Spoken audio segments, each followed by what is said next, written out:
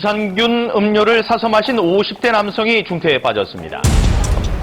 마트에서 산 음료에서 농약 성분이 검출되고 50대 주부가 괴한으로부터 무자비한 폭행을 당하는 등 무차별 범죄가 잇따르고 있습니다. 문을 딱 여는데 하고 나 눈부터 때리는 눈부터.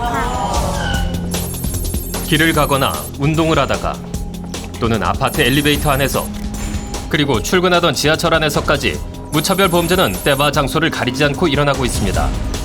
누구나 그 피해자가 될 수 있다는 것, 그 두려움이 대상이 되는 거죠. 이유도 목적도 그리고 정해진 범행 대상도 없지만 누구도 예비일 수 없습니다. 누구라도 희생양이 될 수 있는데요.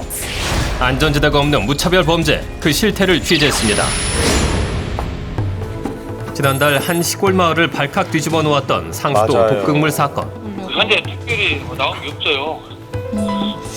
주민들이 이용하는 식수 물탱크에서 맹독 성분이 검출됐지만 사건은 여전히 미궁 속에 빠져 있습니다. 이러한 가운데 불특정 다수를 노린 독극물 음료 사건이 또다시 발생했습니다. 이번에는 하루에도 수천 명의 사람들이 이용하는 대형마트가 그 장소여서 충격을 주고 있습니다. 어떻게 이런 일이 일어날 수 있는 것인지 사건을 조사 중인 해당 경찰서를 직접 찾아가 봤습니다.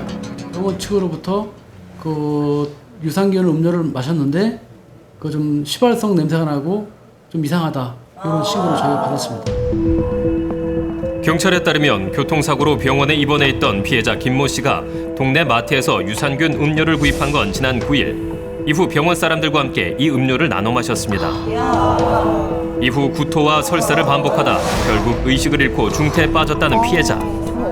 동시에 있던 그 두 분, 다른 그 환자들 두 분하고 같이 나눠 마셨는데 그 다른 분들은 마시지 않은 상태였고 한 번 마시는데 맛이 이상하니까 먹다가 내려놓고 또 다른 거를 다시 따서 다 마셨습니다.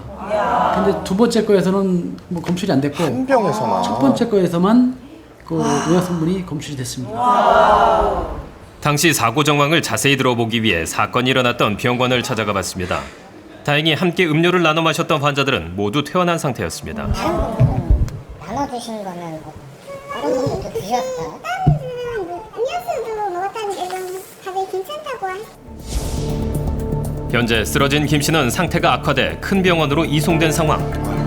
하지만 여전히 의식 불명 상태입니다. 어느 날 갑자기 생각지도 못한 범죄의 희생양이 된 피해자 가족들은 억울함을 토로했습니다. 말만 들었어요. 이게 그냥 결혼을 줬어요. 마지막 걸린 게 뭘까요? 뭐 말로 할 수가 있겠습니까? 너무 억울한 거예요. 그럼요.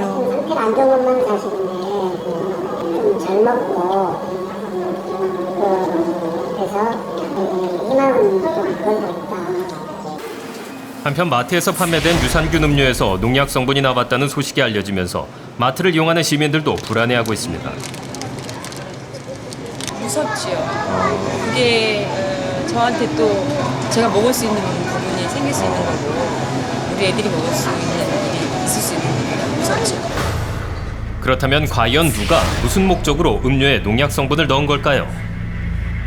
먼저 음료에 들어있었던 농약 성분이 어떤 것인지 알아봤습니다. 관계자들의 얘기에 따르면 최근에는 거의 판매되지 않는 제품이라고 합니다. 성분에 쓰이는 종류의 아니 눈에 이제 뭐 지금 뭘 봤더니 병에도 쓰고 또 저기 멸구 잡고 그러는 데도 좀 썼었고 그러면 저기 거기에서 여러 방면 다양하게 썼었지. 요즘은 어때요? 그래서 요즘엔 카라미트가 거의 없다니까. 구하기 힘든. 그렇다면 과연 어떻게 마트에서 산 음료에 이런 농약 성분이 들어갈 수 있었을까? 해당 마트를 찾아가 봤습니다. 나쁘게 부으면 바로 진열이 되는 건가? 냉장고에 바로 진열이 되는 거. 냉장 보관하는 제품들은 냉장고에도 직접 들어가고요. 마트에서 누군가 음료에 농약 성분을 넣었을 가능성은 적다는 입장이었습니다. 반신반의했죠. 이게 TV에서나 보는 일이지. 보관하는 직원들이 두세 명씩 항상 있는 거죠. 그러던 중 새로운 사실이 밝혀졌습니다. 우리가 국가수 시험 결과 뭐 주사기라든가 이런 거로 에? 뚫은 그 천공이라고 하죠. 뚫은 거. 그럼 어떻게 된 거예요? 그럼 어떻게 없었다고 집어넣었죠? 그 결과를 저희가 받았습니다. 그렇다면 음료 유통 과정에서의 문제는 없었을지 음료를 납품했던 대리점을 찾아가 봤습니다. 잠깐 여쭤보려고요. 나 그게 하나라서 나는 여러 번의 접촉 시도에도 담당자를 만날 수는 없었습니다. 혹시 제조 과정이나 유통 과정에서 들어갔을 가능성은 없나요? 그럴 가능성은 없다고 보시는 게 맞을 것 같고요. 저희가 지금 현재로서는 좀 답변드리기가 좀 어렵습니다. 경찰은 현재 마트 내 모든 CCTV를 분석하는 한편 여러 가능성을 열어두고 수사에 집중하고 있습니다. 마트 쪽에 뭐 협박 전화를 한 게 있다든가, 그다음에 뭐 경쟁 업체에서 뭐 그럴 수도 있고, 다각적으로 피해자 측, 여러 가지 그다음에 가능성을 그 마트 좀 측, 열어놓고 있어요. 그다음에 그 유제품 생산업체 측 나눠서 수사를 하고 있고요. 이유도 대상도 딱히 없는 무차별 범죄 이뿐만이 아닙니다. 지난달에는 한 50대 주부가 자신의 집에서 무차별 기습 폭행을 당했습니다. 집에서 여기하고 여기를 때렸는데 여기 지금 부어서 그렇지 안에 골절이 됐거든요. 집에서 어떻게 폭행을 발이 당해요? 안 떨어져가지고 그런 공포가 없어요. 피해자 정 씨의 증언에 따르면 사건이 발생한 건 지난달 6일 오후 6시 반경 누군가 집으로 찾아왔습니다.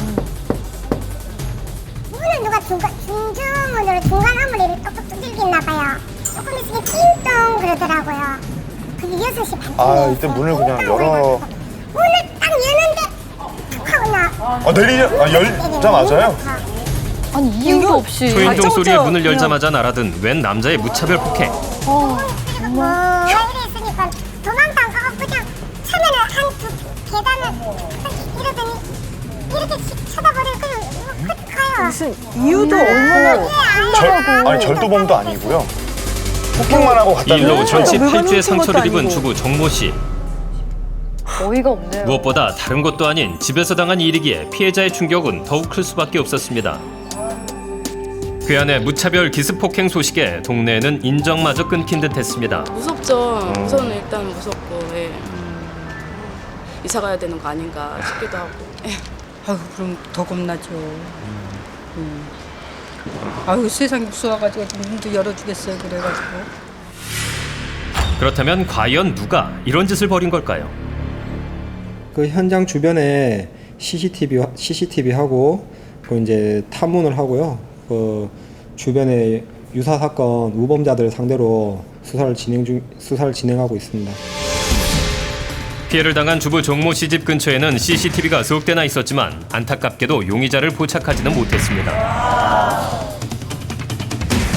현재는 용의자가 티셔츠에 마스크를 쓴 젊은 남자였다는 피해자의 진술밖에는 가해자를 추측할 수 있는 게 없는 상황.